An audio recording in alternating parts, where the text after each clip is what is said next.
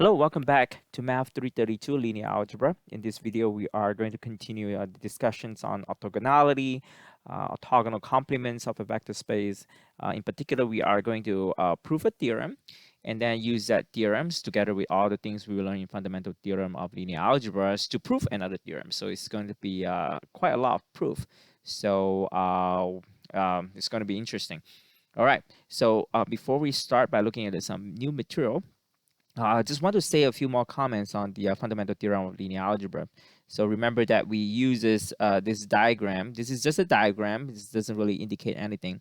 To indicates that the to kind of like to show that the row space of A and the null space of A, they are orthogonal complement of each other, which means that the row space of A perp equals to null space of A, or null space of A perp is equal to row space of A.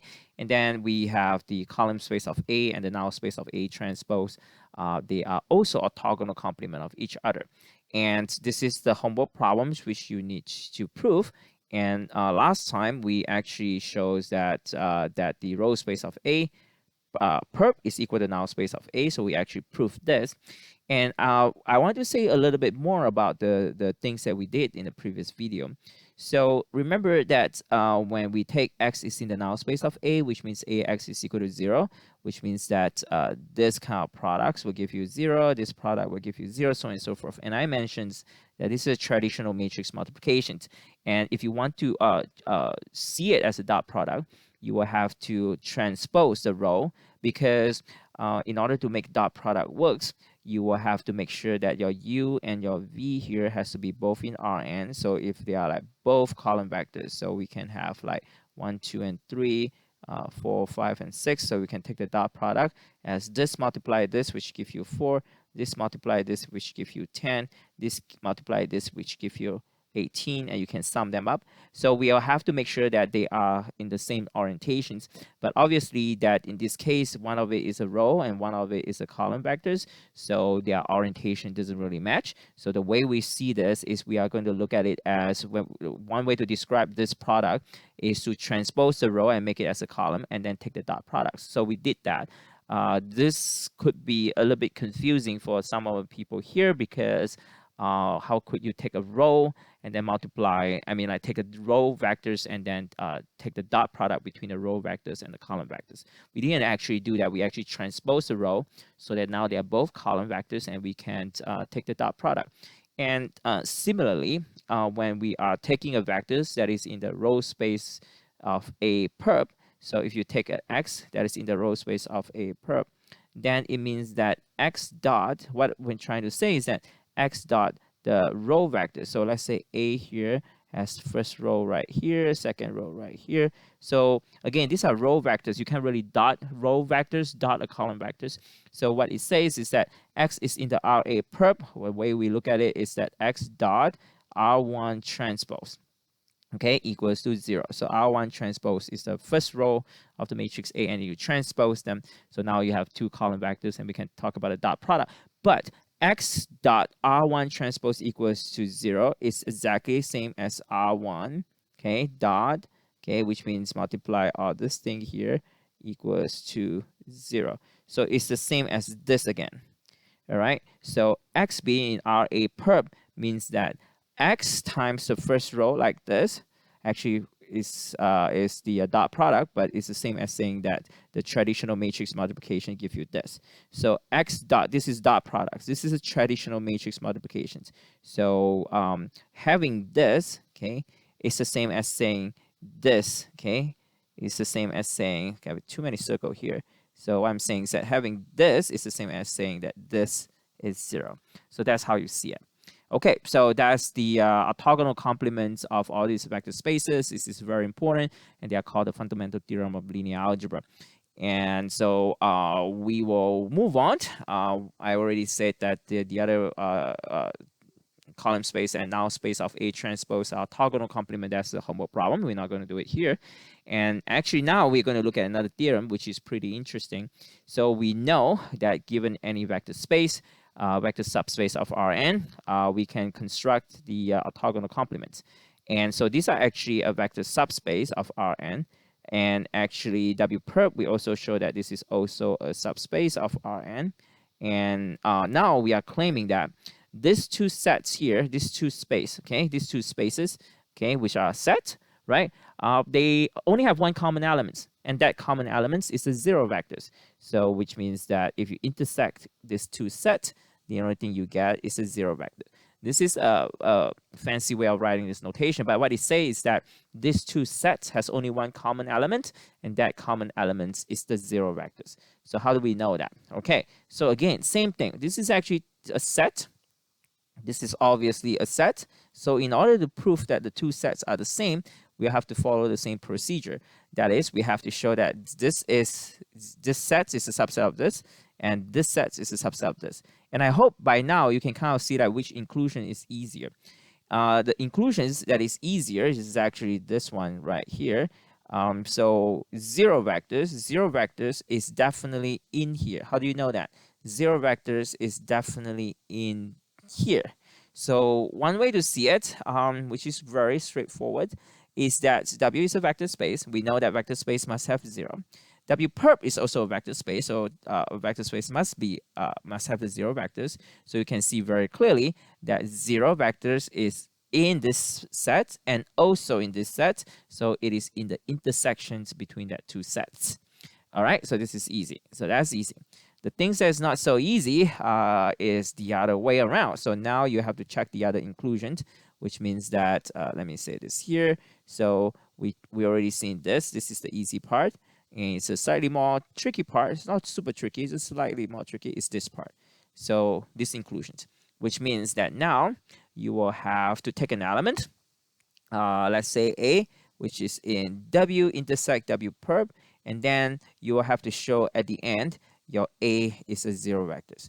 If you can do that, that means that everything that's in here will be in here, right? So basically, okay, if you look at it one more time, okay, if you say, let's say this again. So if you take an element that is in W intersect W perp, and if you show that at the end that A has to be 0, that means that everything that is in here is actually just 0, because if you take an element that is in here, at the end that element is 0. So there's nothing else that is in this set.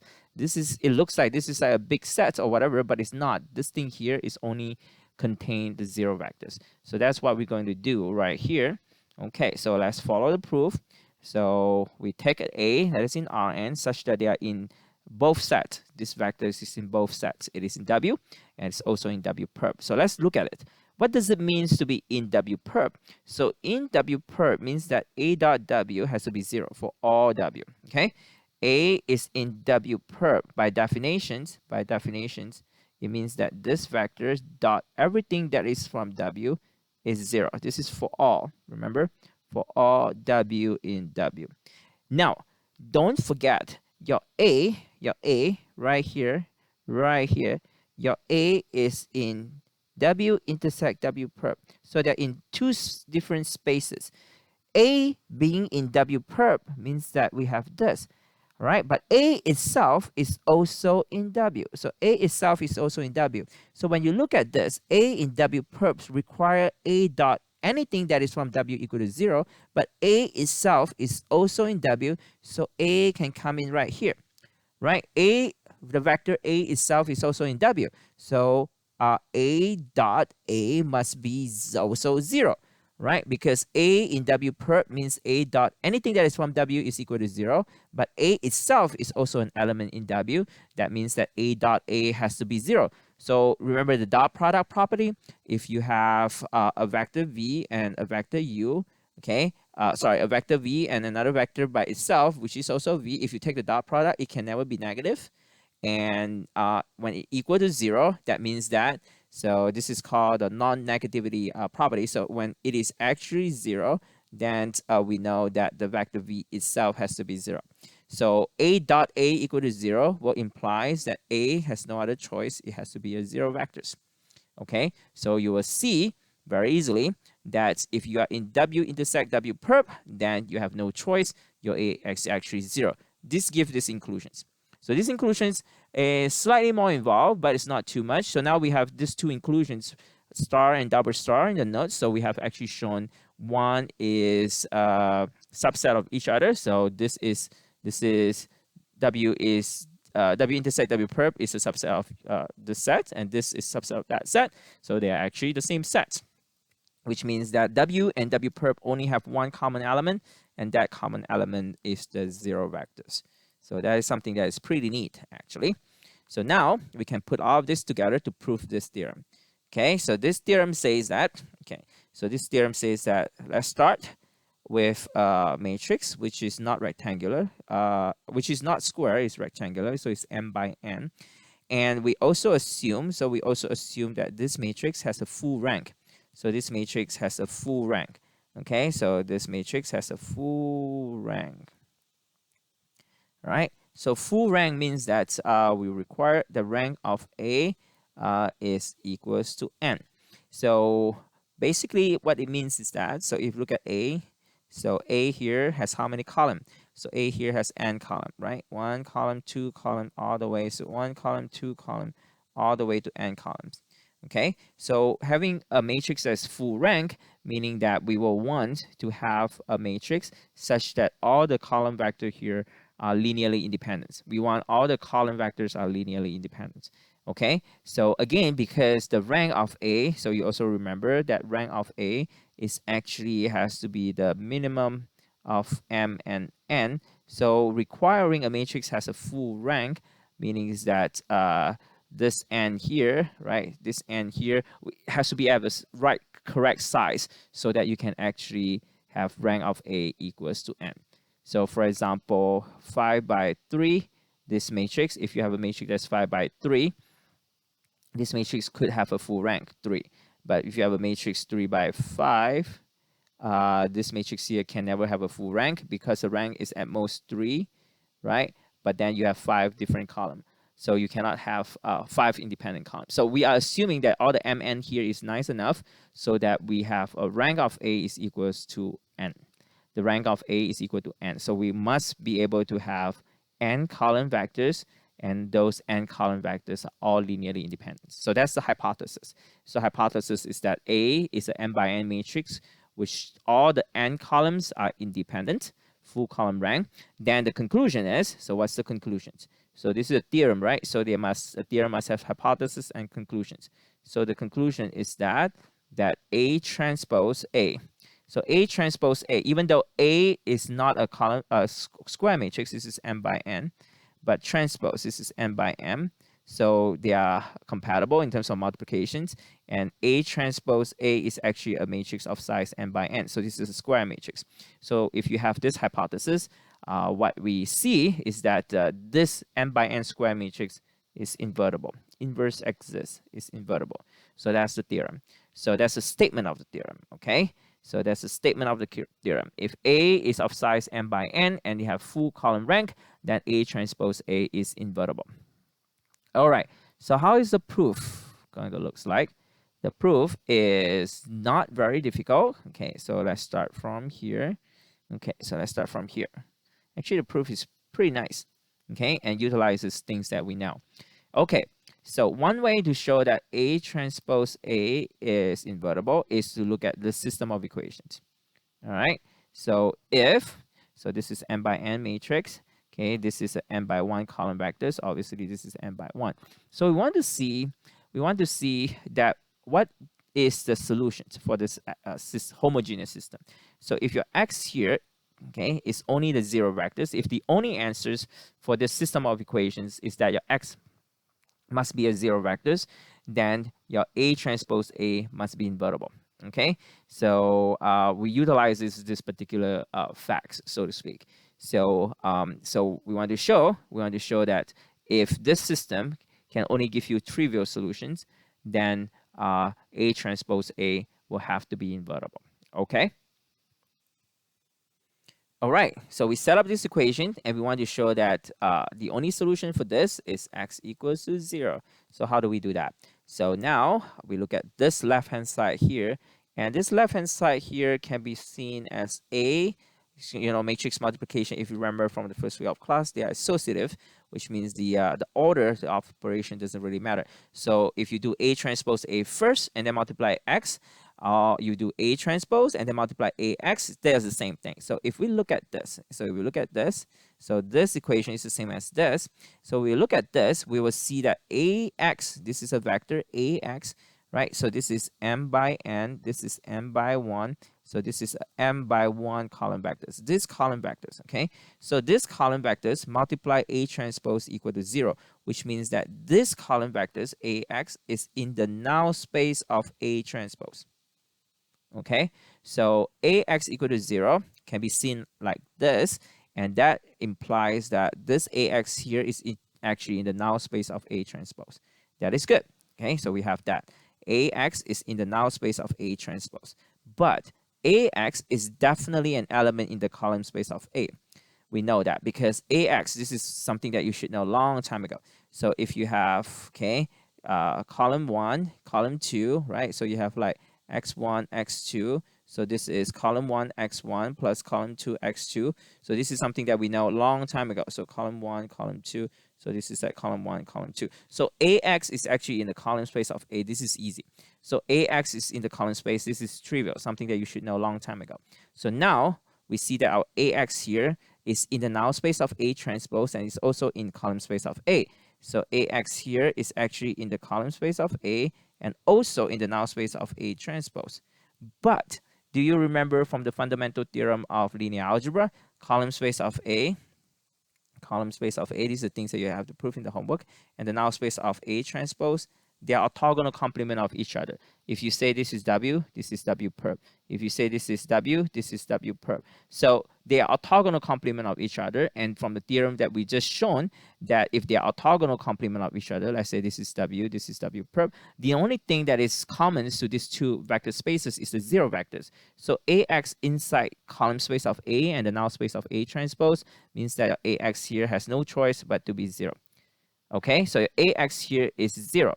Now, AX here is 0 does not imply your X must be 0, though. We are not done yet. So we start by looking at A transpose A, X equal to 0. Now we get A transpose A, X equals to 0 implies that your AX equal to 0. This is true. Okay, so this is true. This has nothing to do with the hypothesis that the rank of A has to be n. This is true in general. Okay, so A transpose AX equal to 0 will imply that AX equal to 0. This is true. Okay, now how do you start from AX equal to 0 and conclude that your X equals has to be 0? That will depend on the rank of A has to be n now. Okay, so here is where we're going to use the hypothesis. So the rank of A is n, which means the nullity is 0, right? So again, A, okay, so this is a good theorem. We utilize a lot of things that we know from before. A is a matrix of size m by n. So the rank nullity theorem says that the rank of A plus the nullity of A, right? Rank of A plus the nullity of A has to be equal to the number of column, which is in this case n. And our hypothesis is that the rank of A is n. So this is n. So this nullity has to be 0. So you look at this thing right here. This is rank n, right? So the nullity is 0. So the null space of A can only have 0 vectors. So now this is using the hypothesis that the rank of A has to be n, then the X here will has to be 0. We cannot invert the matrix though. You cannot say that, oh yeah, we can invert the matrix X equal to 0. You can't invert the matrix because the matrix is rectangular, it's not square. So we cannot invert the matrix A, but we can still say the same thing about X, is because we are assuming that the rank of A is n, which means the n column are all independent. If all the n column are independent, nullity will be 0. The only solution for this is 0. So what do we have? Okay, so what do we have for all this? So this is a very long story, so let me recap real quick. So what we have is that we start looking by A transpose A. We look at this system, okay? And with the rank of A equals to n, we show that if you have this, then your X has to be 0. Okay, so if you have this together with this, your X has to be, the only possible solution for it is 0. That means your A transpose A here has to be invertible. If it's not invertible, we have non-trivial solutions. So A transpose A is invertible. That shows that if you have full column rank, your A transpose A will be invertible. All right, this is something that's pretty neat, and it basically put together a lot of things that we learned together, and uses all the things that we learned before and put it together and show you something that's pretty nice. And actually, this is also not something that we just prove it for fun, because when we look at the least square method, this is one of the theorem. This is one of the property we would like, and in the derivations of the equation for the least square methods, this will come in handy. All right, so that's the end of this theorem, this videos, and we are going to look at some of the concept, a little more concept in the next videos, and then we'll move to look at what is the so-called least square problems and what is the least square methods is all about. Okay, so that's that, and we'll see you in a future video. Thank you.